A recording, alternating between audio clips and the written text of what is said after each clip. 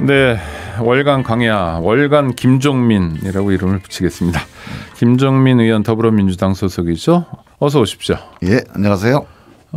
전화로도 한번 연결을 했었는데요. 바티칸에 갔다 오셨죠? 아, 예. 네. 갔다 왔습니다. 국회 방문단의 일원이었고 여야가 함께 갔었고요. 예. 육성으로 좀 그때도 육성이긴 했지만 듣고 싶습니다. 어떠셨는지 우리 유용식 추기경님. 예, 유용식 추기경님 서임식. 네. 그리고 서임을 축하하는 미사, 교황 집전 미사가 성 베드로 성당에서 있었어요. 그래서 네. 그 두 번의 행사를 참석하고 그 로마에 있는 한인 그 성직자들 그다음에 교인들과 함께 또 별도 미사를 하고 정말 좋았습니다. 그리고 유용식 추기경님이 저도 이제 같은 그 우리 대전 교구에 계실 때 네, 자주 교구장이셨으니까요. 네. 미사도 참석해보고 그래서 많이 겪었는데 정말 소탈하시고 서민적이에요. 네. 그래서 정말 이분이 가장 낮은 자리에서 자기를 헌신하겠다고 하는 각오를 계속 밝히시는데 우리가 뭐 추기경 그러면 되게 높은 자리로 생각을 하잖아요. 뭐 실제로 그렇죠. 네. 네. 근데 전혀 그런 게 안 느껴지고 정말 바닥으로 내려왔구나. 그러니까 추기경 되기 전과 된 다음이 아니 되고 나서 달라지지 않았다. 더 그게 강해졌어요. 네. 그 정말 맨 아래 바닥에서 뭔가 그냥 덕담이 아니라 어떤 걸 보고 그런 판단을 하셨어요? 그러니까 뭐 말씀 한마디 한마디 그다음에 늘 그 이제 미사하실 때 이렇게 이제 강론을 하시잖아요. 네네. 강론하시는데 이거 어떻게 사는 게 좋은 인생이고 어떻게 사는 게 뭐 하나님의 뜻이고 그런 얘기가 아니고 내가 이런 게 부족하다. 이걸 위해서 기도해 줘라. 내가 이런 게 부족하다. 이걸 위해서 기도해 줘라. 굳이 당신을 드러낼 필요가 없는 상황에서도 그렇게 그 어떤 면 소탈, 겸손 이런 모습을 보여주신다. 네. 그게 아주 진정성 있게 다가왔어요. 네네. 정말 이분이 추기경이라고 하는 책임을 정말 막중하게 그리고 그걸 감당해내기 어려운 어떤 인간의 한계 이런 거에 대해서 정말 진정으로 느끼고 있구나 하는 거를 이렇게 진짜 체감을 했습니다. 대한민국 국회의원으로 외국을 가끔 나가시면 이번에 바티칸, 이탈리아 같은 데 가시면 그런 걸 느끼세요? 대한민국의 위상 또는 뭐 한국 천주교의 위상 이런 거를. 그러면 많이 달라졌죠. 뭐 어떤 면 하나 소개해 주신다면요? 일단은 이번에 갔더니 이제 그 아시아를 대표하는 추기경. 유추기경님이? 네. 그런 얘기들이 많이 들려요. 그 이제 그 전에는 필리핀 추기경님이 이제 그런. 그렇죠. 거기 교세도 자리에 있었거든요.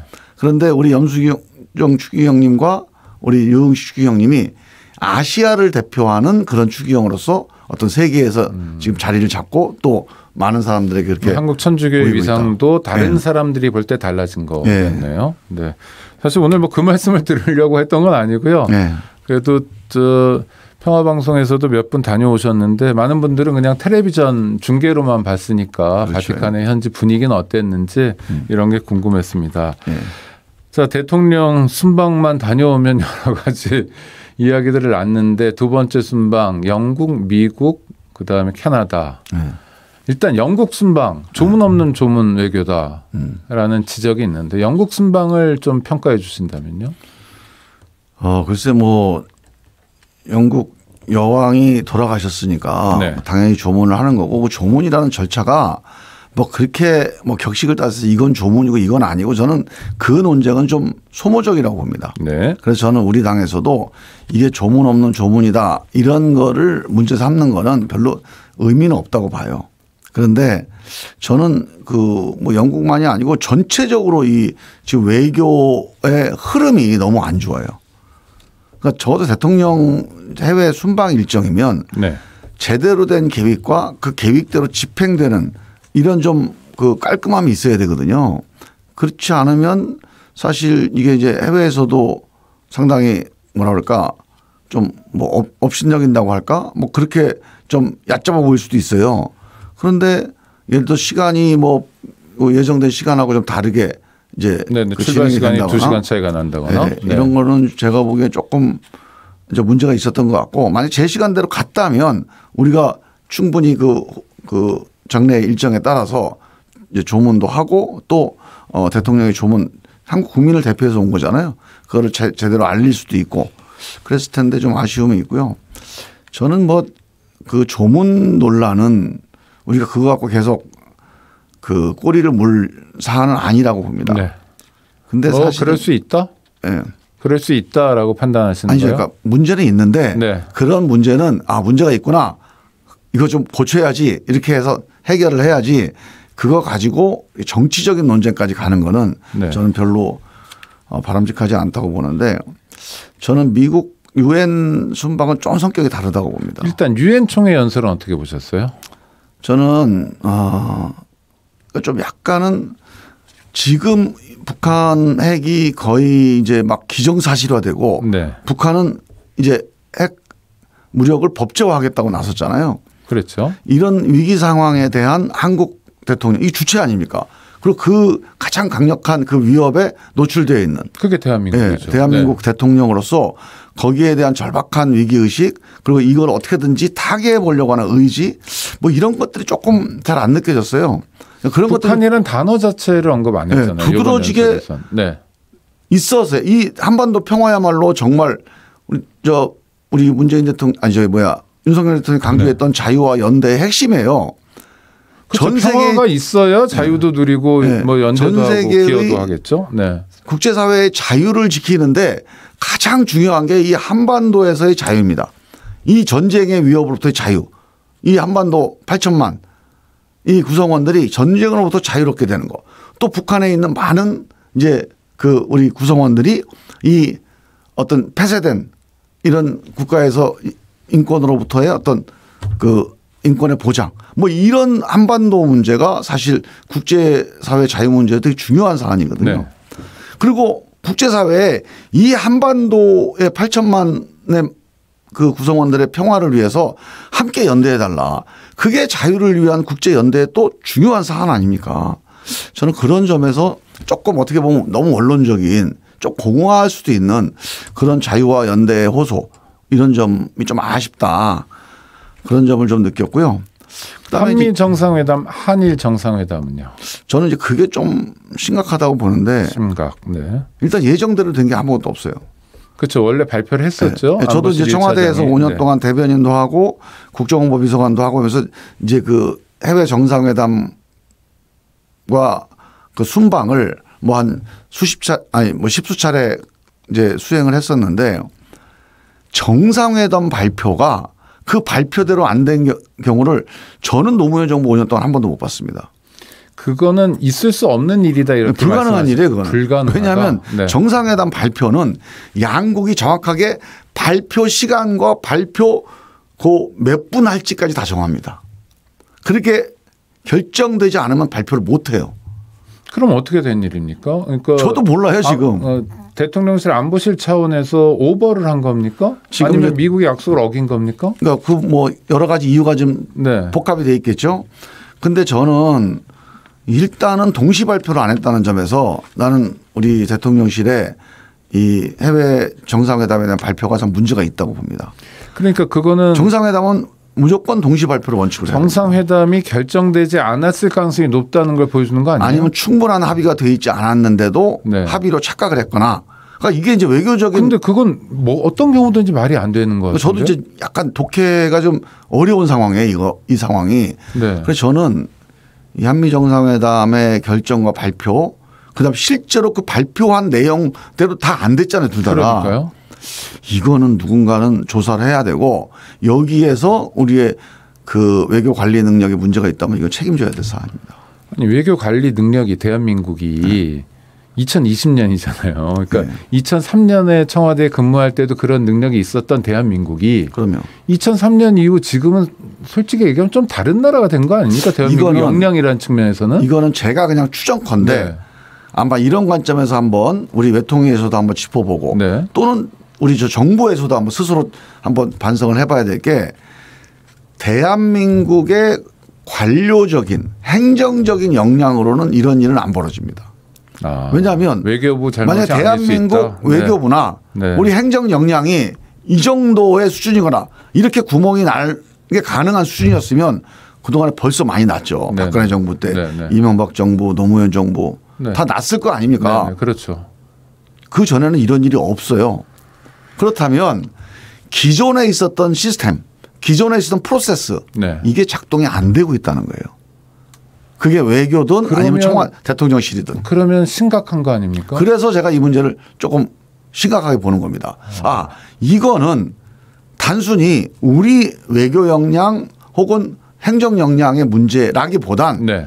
그 외교 역량, 행정 역량 이거 상당히 루틴 아닙니까? 그렇죠. 하던 일을 하는 거예요. 네네. 이게 작동이 제대로 안 되고 있다는 것은 뭔가 이 전체적인 명령, 지휘, 보고, 행정 체계가 다르게 돌아가고 있다. 그러니까 뭐 조사가 돼야 되겠지만 네, 이를테면 뭐 대통령실에서 뭐 외교부를 세게 밀었다든지 그냥 일방적으로 지시했다든지 뭐 어떤 상황인지 모르지만 네. 뭔가 일반적이지 않은 상황이 있어서 네. 이렇게 외교 참사로 이어졌다라고 해석할 수밖에 없잖아요. 지난번에 이제 우리가 스페인 방문 때 네. 나토 정상회의 대통령 부부가 스페인 방문할 때 그때 외교적으로는 있을 수 없는 동승이 있었어요. 그랬죠. 그러니까 네. 공식 수행원이 아닌데 사적인 관계로 동승했다 이 문제가 됐지 않았습니까? 네. 저는 그것도 상당히 심각하게 봤습니다. 그건 있을 수가 없는 일이에요. 대통령 전용기에 네.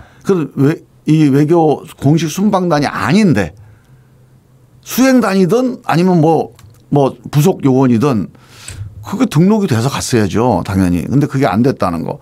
그걸 보고 야 이거 좀 잘못 돌아갔구나 봤는데 아마 그런 식의 일이 발생했다는 것도 저는 기존에 있었던 어떤 우리 외교부의 행사 프로토콜이라든가 아니 관리 프로세스에서는 불가능한 겁니다. 네. 그래서 대통령실이든 외교부든 기존에 있었던 어떤 프로세스하고는 다르게 움직이고 있어요. 이 원인이 뭐고 이 진원지가 뭔지를 한번 빨리 내부적으로 검토해보고 부끄러운 일이라 할지라도 빨리 고쳐야 됩니다. 안 그러면 더 큰 사고 납니다.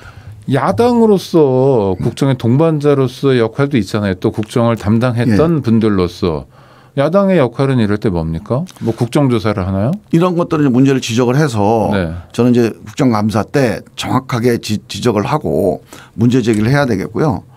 저는 이제 이걸 가지고 정치 공방을 키워가는 거는 좋지 않아요. 네.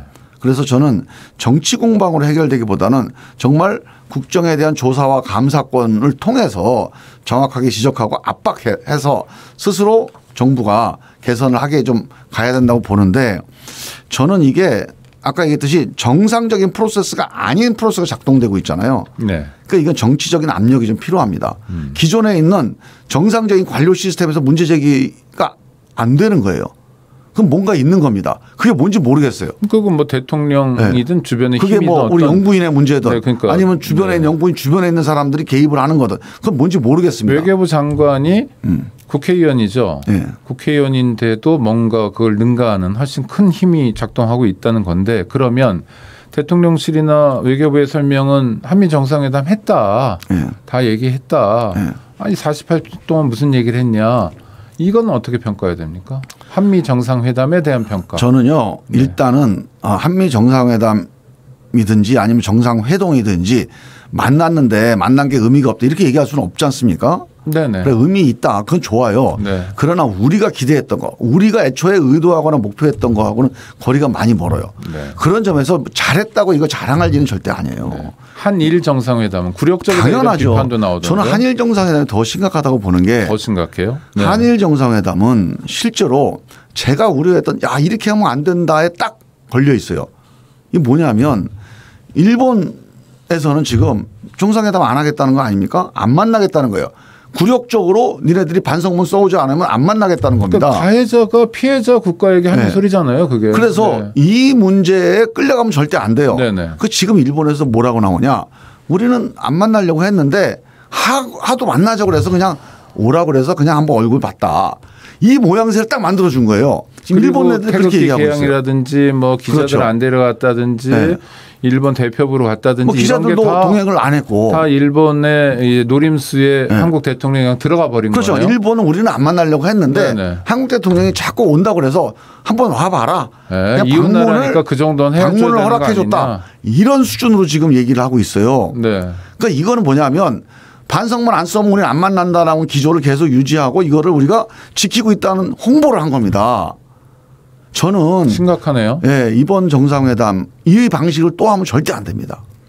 우리가 공식적으로 우리는 뭐 니들이 양보하는 못하게 이렇게 강대강으로 부딪힐 필요는 없습니다. 네. 하지만 적어도 정상회담 전에 이 문제에 대해서 대등한 대화를 위한 테이블, 대등한 대화를 위한 채널 이런 것들을 가동한 전제에 정상회담으로 가야지 무리하게 정상회담을 만들려고 해가지고 일본이 가지고 있는 그런 어떤 뭐 속셈이라고 그럴까요? 네. 아니면 그런 어떤 뭐 일종의 뻔한 노림수죠. 네.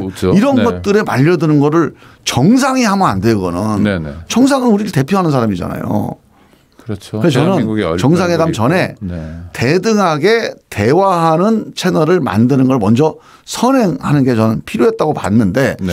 이걸 자꾸 정상회담의 모양을 만드는 거에 너무 조급하게 끌려간 거 아닌가 하는 걱정이 들고 한미 정상회담은 핵심은 이겁니다. 48초를 만나던 48분을 만나던 실무자들끼리 만날 수도 있지 않습니까? 뭐 그렇죠. 핵심은 IRA에 대한 기본적인 전진적인 입장 변화가 안 되면 어떤 식으로 논의하기로 했던 논의 계획이라도 합의를 했어야 돼요.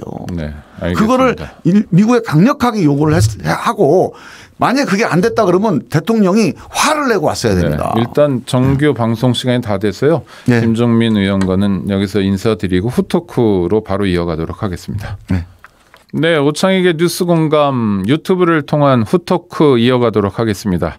더불어민주당의 김종민 의원 나와 계십니다. 다시 한번 인사 나눠주시죠. 예, 안녕하세요. 김종민입니다. 네, 김종민 의원님, 지역구는 충남 논산 계룡 금산입니다. 논산 계룡 금산. 합해서 뭐라고 불러요? 뭐 줄여서 부르는 게 있나요? 논계금. 논계금. 네, 우리 논계금도 쌀값 때문에 지금 엄청나게 심각한 상황입니다. 아, 농민들이 많으셔서. 네. 제가 지역에 돌아다니는 게 너무 힘들어요. 김종민 의원 당신 뭐하냐 이런 말씀들을 많이 하셔서. 국회하고 정부는 뭐 하고 있냐. 네네. 지금 쌀 농사 짓는 사람들 다 망하게 생겼는데 네네. 이미 망했는데 그 사실은 저희가 조금만 기다리십시오 하고 있는데 하여간 빨리 근본 대책을 세워서 입법으로 가는 게 저는 정답이라고 그게 봐요. 양곡관리법이잖아요. 네. 그럼 양곡관리법에 대한 민주당의 의지 어떻게 볼 수 있습니까? 저는 무조건 이거는 정말 농민들 위해서 또 대한민국의 식량을 위해서 뭐 밀어붙인다 정말 한다 뭐 이런 거예요? 어떤 거예요? 지금 이제 걱정하는 게 이렇게 되면 뭐 의무적으로 다 사들여서 예산 부담이 되고 이렇게 얘기하잖아요. 네네. 근데 그거는 이제 이 법에 대한 약간 왜곡입니다. 네. 그냥 방치해 놓고 문제가 되는 건 돈으로 해결하지 이게 아니에요. 이 법은. 그러니까 사후적으로 시장 격리만이 아니다. 그렇죠. 네. 선제적으로 이 수급 조절에 대한 제도화 그리고 여기에 대한 지원 이걸 전제로 해서 사실은 격리를 최소화하기 위한 입법입니다. 네네. 그런데도 불가피하게 있을 수 있잖아요. 이런 위험에 대해서는 날씨에 따라서도 그렇고 이런 위험에 대해서는 우리가 또 이제 예산이 불가피하게 소요될 수밖에 없다. 이런 거여서 전 정부가 자꾸 도망 다니지 말고 이 기본 정신을 반영하는 뭐 다른 대안을 내놔야 돼요. 빨리. 네. 뭐 문제가 있으면 좀 고칠 만한 대안을 내놓으면 되잖아요. 아니 그러니까 민주당이 양곡관리법의 그 입법화를 위한 의지가 어느 정도냐. 이거 반드시 실천하죠. 김종민 의원의 정치 생명을 걸고 반드시 실천한다. 이렇게 사실은 받아들이면 됩니까? 농촌 지역구 의원들한테는 진짜 정치 생명이 달린 문제입니다. 아, 정말 말뿐이 아니라 어떻게 풀어달라고 실제로 신정은 의원도 마찬가지고. 그래서 저는 그 뭐 불합리하다고 여당이 생각하는 게 있을 거예요. 정부가. 그거 좋습니다. 거기에 대한 대안을 빨리 논의해야 돼. 이거 시간 끌 문제 아니에요. 네. 알겠습니다. 농민들의 아우성 서울에 있는 분들은 잘 못 들으실 수 있지만 사실 연세 많이 드신 분들도 많고 지금 고물가 그러니까요. 인건비도 오르고 고금리 다 오르잖아요. 비료값도 오르고 쌀값만 떨어져요. 지금 그러니까 이게 상대적으로 본다면 거의 막 절반 이상 그 하락하는 거랑 똑같아 폭락하는 거죠. 그렇죠. 네, 21만 원이 뭐 16만 원에 갔다는 게 다가 아니라 비용 올라간 거 전체 물가랑 비교해 보면 엄청난 폭락이에요. 네, 아주 심각한 상황이다. 자, 지금 뭐 한미 정상회담, 한일 정상회담도 문제고 또 우리가 풀어야 될 문제가 많은데 지금 대통령의 순방만이 아니라 대한민국 가장 중요한 의제가 이 땡땡 뭐 이래가지고 욕설 비속어가 되어 버렸어요. 그렇죠?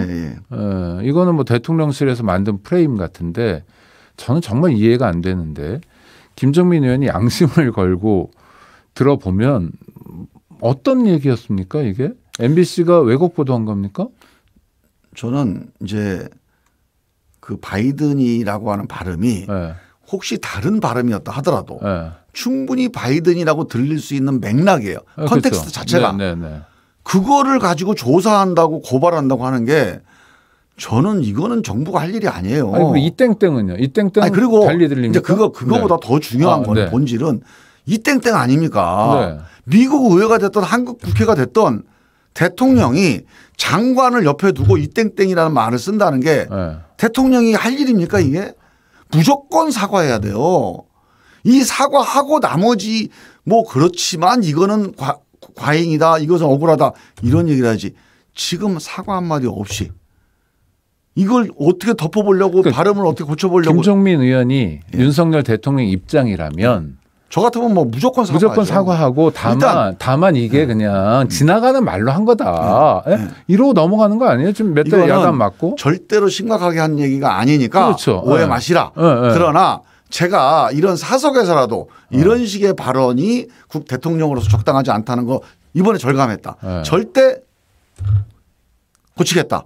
딱 이렇게 한마디 해놓으면 대한민국 국민들 착해요. 아니 그리고 그냥 욕 한 번 하고 끝나는 거잖아요. 그리고 대통령에 대해서. 앞으로 이제 하지 마라 이러고 끝나는 그렇죠. 겁니다. 근데 왜 이렇게 가져가요? 그러니까 난 이해가 안 가요. 이렇게 가져가면 이게 윤석열 대통령 유리할까요? 아니 그래서 여쭤보는 저는 거예요. 100% 불리합니다. 이 땡땡은 움직일 수 없는 사실이잖아요. 그러면 이게 바이든이든 난리면이든 이거 중요한 게 아니고 이 땡땡이라고 하는 이 안건이 계속 확산되고 있어요. 퍼지고 있어요. 그러니까 지금 뭐랄까 약간 뭐 싸구려 정치 교과서에 기대고 있나? 뭐 이를테면 메시지가 아니라 메신저를 공격하라. 뭐 이런 거. 그래서 아니 MBC에 좌표 찍고 지금 MBC의 어떤 기자를 국힘 지지자들이 지금 좌표 찍어서 뭐 난리가 났다는 거예요. 그거는 뭔가 시비가 불분명할 때 싸울 때 그 사용하는 싸움의 기술이에요. 메시지니 메신저니 하는 얘기는. 그렇죠. 네. 근데 이거 시비가 이렇게 명쾌하고 분명한 경우에는 그런 싸움의 기술이 안 통합니다. 그런데 왜 그러죠? 그러니까 전 잘못 가고 있는 거예요. 그래서 저는 이거는 빨리 사과하고 죄송합니다. 다음부터는 조심하겠습니다. 이게 왜 문제냐면요. 전에 그 이준석 대표가 자기가 들었다는 거 아닙니까? 그렇죠. 대표에 대고 이 땡땡 저 땡땡 해가면서 당대표를 욕한다고 하더라는 얘기를 한 사람 직접 들은 사람한테 전해 들었다는 거 아니에요. 그것도 비공개 자리지만 상당히 공식적인 자리에서. 그때 저는 그게 말이 될까? 사실 반신반의했어요. 이번에 우리가 온 국민이 다 이걸 확인한 거 아닙니까? 아니 미국 의회든 한국 국회든 이 땡땡 저 땡땡 하는 대통령이면 이준석 대표까지 거 뭐 그 정도야 뭐 이 땡땡 못 하겠어요? 그렇죠. 뭐 300명한테도 하는 건데. 그래서 이건 심각한 거예요. 정말 안 좋은 겁니다. 아니 저는 바로 각성하고 사과했어요. 저는 실수할 수 있다고 하고 생각하고 그다음에 지나가는 말이잖아요. 그게 뭐 국민들에게 뭐 이 땡땡 한 것도 아니고 국민들 들으라고 한 것도 아니어서 그냥 지나가는 말이고. 저는 트집 잡을 생각이 없어요. 그 정도 실수는 솔직히 바이든도 하고 뭐 찰스 3세도 이번에 보니까 그런 실수 하더라고요. 그런데 왜 이걸 MBC 문제로 또는 뭐 음성 전문가에게 들어보니 이게 아니다 하면서 이런 프레임으로 가져가는 까닭. 전 참모들이 정말 저는 외교부 장관 해임이 아니라 홍보 참모들이 저는 이건 사표내야 됩니다. 이렇게 대통령을 끌고 가는 거는 대통령을 정말 수렁으로 끌고 가는 거예요. 늪으로 끌고 가는 겁니다. 그러니까. 이거를 아이디어라고 내는 거 아닙니까 지금? 예를 들어서 이게 발음이 잘못돼 이렇게 됐다. 뭐 이렇게 됐다. 13시간, 그다음에 15시간의 뭐 MBC에서 이거 조작을 했다. 이게 다 아이디어를 내는 거예요. 회의에서. 아니 지금 청와대 이 간부들이 이런 회의를 한다고 수시간씩 낭비하면서 결과는 대통령을 이렇게 늪으로 빠뜨리는 겁니까? 저는 시간 지나면 이 참모들 때문에 윤석열 대통령이 엄청난 늪에 빠졌다는 거를 확인할 겁니다 아마. 그러면 이런 가능성은 없습니까? 참모들이 뭐 하늘에서 뚝 떨어진 사람들은 아니고 다 뭐 동료 의원이고 그랬잖아요. 이런 분들이 이런 악수 뭐 장고 끝에 악수고 악수가 거듭되는 걸 하는 이유는 대통령의 리더십이 이를테면 뭐 조언이나 보조적 역할을 허용하지 않는 독특한 리더십이 있어서 그런 건 아닐까요? 그게 이제 이른바 청와대 정부 제왕적 대통령의 문제점이기도 해요. 네네. 저는 윤석열 대통령의 개인적 캐릭터도 작용할 겁니다. 네. 그런데 윤석열 대통령 개인적 캐릭터가 꼭 그런 것만은 아니에요. 자기 흠에 대해서 그렇게 아주 민감하거나 예민한 캐릭터는 아니거든요. 네네. 약간은 자기가 흠이 있으면 그냥 대범하게 인정하는 면도 있어요. 이 사람이 이분이. 그 저는 이건 아닌 것 같고 본질적으로는 대통령이 되면 참모는 모든 대통령의 흠은 다 가려야 된다고 착각하고 있는 거예요. 그래서 이게 흠이잖아요. 흠이죠. 예, 흠인데 이게 솔직 정직이 최선의 정책이다 이런 거 있죠. 옛날 우리 성문종합영화에 나오잖아요. 네네. 그때 다 공부했을 거예요 아마 그거. 공부만 하고 실천을 안 하는 거예요. 이런 때야말로 정직이 최선의 정책입니다. 만약에 솔직하게 미안합니다. 근데 이거는 전혀 진지하게 한 말이 아니니까 전혀 오해 마십시오. 뭐 미국이든 바이든이 자세하게 설명할 것도 없어요. 미국이든 우리나라 국회든 누구를 지칭한지 이거 따질 것도 없습니다. 하여간 네, 무조건 다 미안합니다. 잘못했습니다. 자, 네. 앞으로 말 조심하겠습니다. 네. 이렇게 해버리면 미국 국회냐 한국 국회 누가 따집니까? 네. 그리고 안 따지면 미국이 외교적으로 이걸 민감할 이유가 없잖아요. 누군지 모른단다 이러고 넘어가는 겁니다. 네. 그리고 야당이 그럼에도 불구하고 이게 한국 국회니까 너 잘못했다고 공격하잖아요. 그때 역공을 하면 됩니다. 아이 사과했는데 이런 걸 정쟁을 삼아서 꼭 이렇게 외교 분쟁까지 유도해야 되냐? 네. 그러면 오히려 국민들이 아마 야당 비판할 그렇죠. 거예요 아마. 네, 맞습니다. 네, 프레임 그렇게 가요. 저는 왜 이걸 안 하는지 난 이해가 안 가요. 그러면 저라도 나서서 우리 지도부한테 야 어떻게 이런 외교 문제 가지고 그걸 끄냐? 그냥 쿨하게 넘어가자. 저라도 쓴소리 할 거예요. 네. 그런데 지금 너무 많이 나갔잖아요. 지금 너무 많이 나갔어요. 그래서 지금은 이제 와서 사과는 못할 것 같은데요. 논리적으로도 그렇고. 네, 이제 논리적인 그 스텝이 좀 안 맞는 거죠. 꼬였죠. 그다음에 국민의힘이 MBC를 검찰에 고발하겠다 오늘 밝혔는데 그건 어떻게 보세요? 그러니까 더 나가는 거죠. 거짓말이 더 큰 거짓말을 낳잖아요. 네. 첫 단추가 잘못 끼워지면 단추를 깰 때마다 더 이상해지는 거예요. 더 모양이 깨집니다. 네. 지금 한 번 스텝 하나하나 밟을 때마다 옷 모양이 완전히 왜곡되고 있어요. 바둑으로 치면 두 눈이 악수만 그렇죠. 두는 거죠. 네. 그러니까 시작을 잘못해서 거기다 가일수를 하는 순간 더 큰 이제 사고가 나는 거예요. 저는 MBC를 고발한다는 건 진짜 이거는 상상할 수가 없는 일이에요. 아니 보세요. 자 만약에 MBC가 이거를 날리면인데 바이든으로 잘못 보도했다고 치자고요. 네, 왜곡했다. 의도적으로. 아니 의도적으로 왜곡은 못하죠. 왜 했다고 친다면. 네. 근데 의도적으로 왜곡은 못합니다. 네. 그리고 의도적으로 왜곡했다면 뭐 항의도 하고 고발할 수도 있겠죠. 네네. 이렇게 막 의도적으로 왜곡해서 막 국익에 대통령을 그러니까 대통령을 공격하고 네. 의도적으로 훼손했다면 이거 국익에 뭐 반하는 거니까. 아니 그러니까 국민의힘은 그렇게 보는 거잖아요. 네. MBC가 그랬다. 네. 아니 그건 사실관계 떠나서. 사실이 아니에요. 아니죠. 네. 확인된 사실이 아니라는 거예요. 일단은. 네. 확인할 길이 없어요. 그거를. 사람 마음속에 들어갑니까? 거짓말 탐지기 동원합니까? 그렇죠. 네, 거짓말 탐지기도 뭐 확인되지 않은 사실 가지고 고발하는 거 이런 식으로 정치 문제 하는 거 난 이게 말이 안 된다는 거예요. 그게 의심할 수는 있겠죠. MBC가 미우니까. 노무현 대통령 때도요. 네. 언론에 불만이 많았었죠. 청와대는 네. 솔직히 얘기하면. 네. 그렇죠?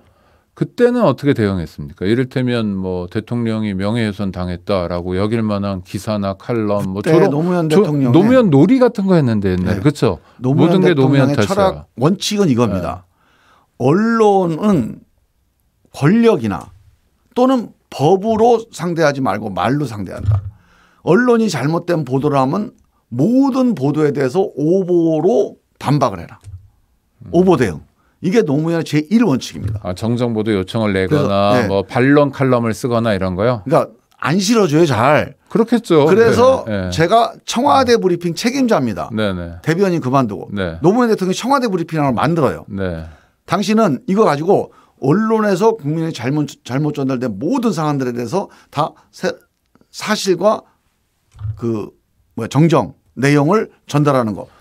논리, 우리의 주장을 전달하라. 노무현 정부, 노무현 청와대는 말은 말로 갚는다. 그렇죠. 네. 말은 말로 싸운다. 그게 대원칙이었어요. 이렇게 검찰청에 가거나 뭐 어디 시위하러 가거나 이런 건 아니다. 네.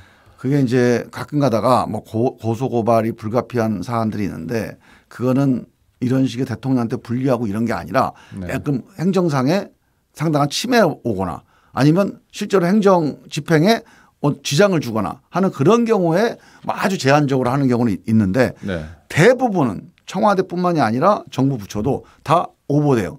그래서 이 브리핑을 다 만들었어요. 그래서 청와대는 대통령은 청와대 브리핑, 그다음에 각 부처는 국정 브리핑. 여기에 매일 올라오는 게 이 보도는 사실은 이겁니다.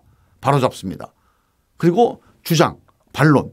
자, 이런 주장이 있는데 우리 생각은 이렇습니다. 이 두 가지를 비교해 주십시오.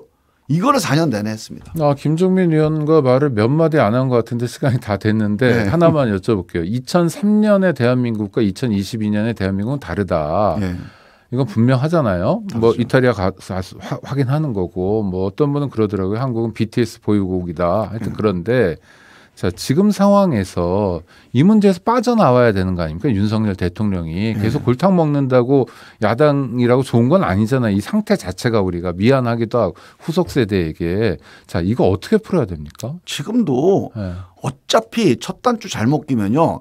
두 번째, 세 번째 단추 손질해봐야 안 됩니다. 네네. 첫 단추 다시 잘 껴야 돼요. 지금이라도 깨끗하게 사과해야 된다. 미안하다. 그리고 문제 이 전체가 여기까지 온 거는 내 책임이 제일 크다. 내가 앞으로 조심해서 신중하게 잘하겠다.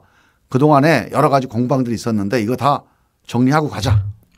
그러면 아마 대통령 10% 정도 올라갈 거래 아마. 지금도. 반대로. 근데 거기다 대고 사과가 미진하다. 사실을 밝혀라. 바이든이나 날리면 이걸 만약에 야당에서 만약에 그렇게 공격을 한다고 치자고요. 야당의 자충수가 된다. 국민들이 야당을 지지하겠습니까?